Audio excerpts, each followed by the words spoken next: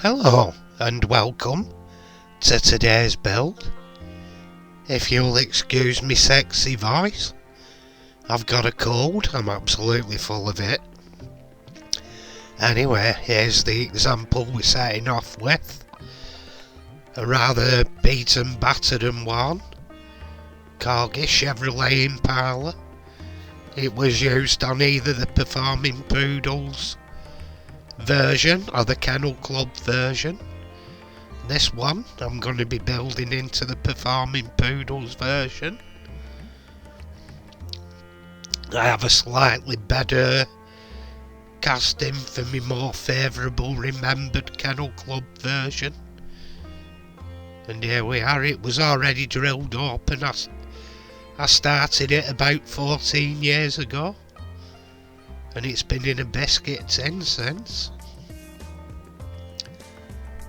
Anyway, I'd already white paint stripped it, so I'm just giving it a quick wire wooling, getting rid of the oxidisation etc. from 14 years sat in a biscuit tin.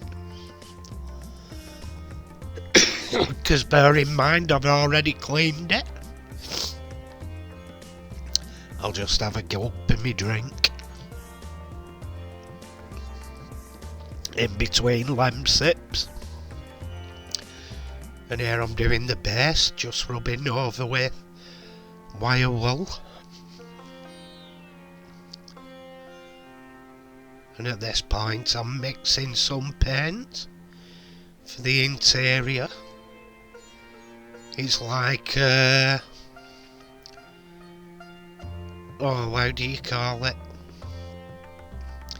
It's like a minty, very light minty greeny colour. I mixed blue with a little bit, well it was white, with blue added and a little bit of green. In fact no, this was white mixed with a bit of jade paint I'd mixed previously, that I'd had in one side in a Tamiya bottle. It came in quite handy. Oh, that just sounds so healthy, don't I, folks?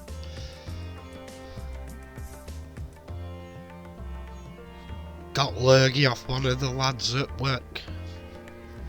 God damn it. And I'm mourning as much as he did, to be honest. And here we're just spraying on the paint onto the interior. It had brown stain in it, just to get rid of the brown stains inside. Which it did the job, to be honest.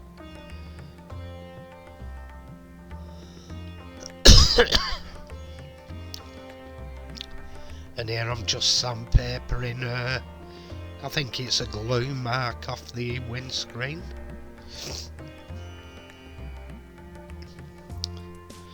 Well, the side window, the sliding window. And the version I'm building, it's Chipperfield's Performing Poodles. Now, it was meant to be Mary Chipperfield, and I can't find any evidence of her doing Performing Poodles on the internet. Somebody might post me there if they find something. All I've found up to now is a performing with tigers and lions, etc. Whether it was just something corgi made up.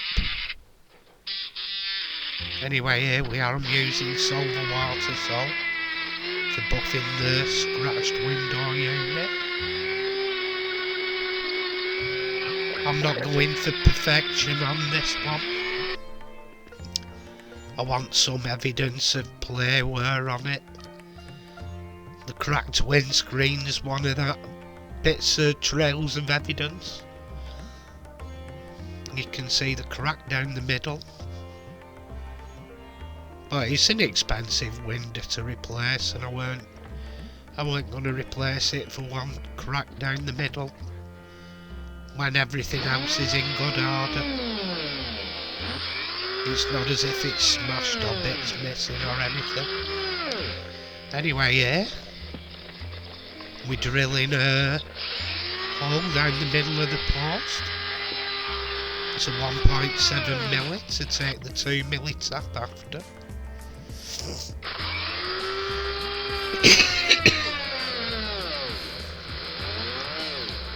And there we go, doing another one of the posts.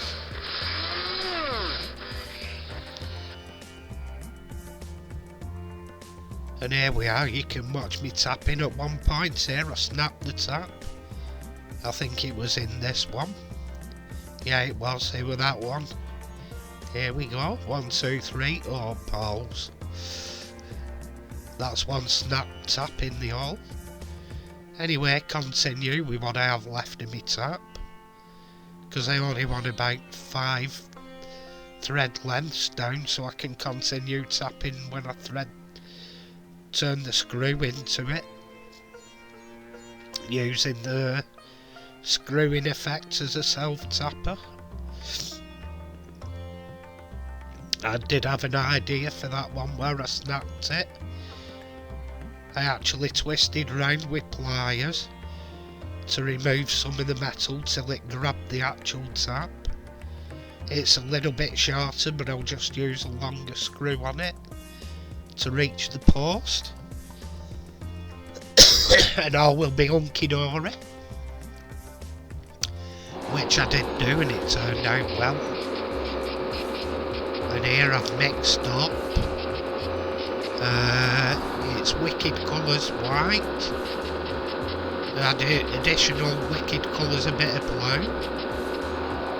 Wicked Colours, the actual green from the set. I think it's phthalo green. A very, very small addition of a bit of phthalo green to blues like this. Just gives it that little bit of extra sparkle and zing.